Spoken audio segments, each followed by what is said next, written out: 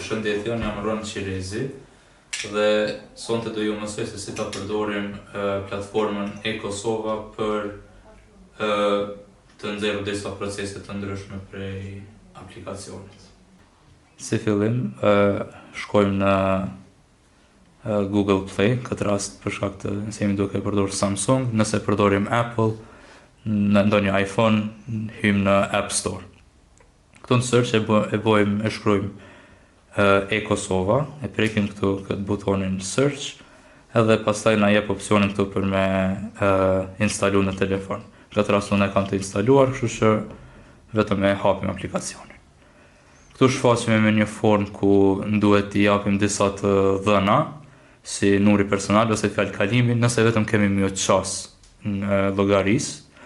Nëse duhemi të regjistrojmë, prekim këtu regjistrohu, dhe pastaj do i japim disa të dhëna, si numri personal, emri, mbiemri, adresa elektronike, numri telefonit dhe fjalë kalimi.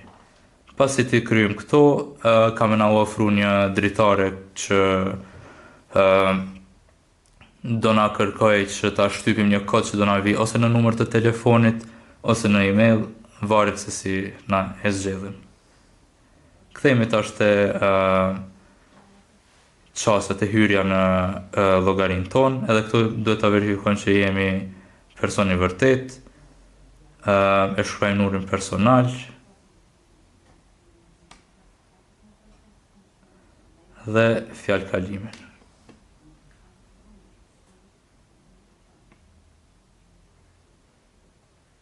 Është mirë që në fjalë kalim të përdorim shkronja të mëdha, numra dhe simbole të ndryshme, për shkak të sigurisë më të lartë. Prekim të hyr. Pasi të na verifikohet fjalë kalimi, këtu do na shfaqet një dritare ku ne duhet të japim autentikimin biometrik përmes shenjës së kishtit, dhe këtu pastaj i qasemi platformës e-Kosova ku na shfaqet një mesazh përshëndetje me emrin tonë, mirë se vini në platformën e-Kosova.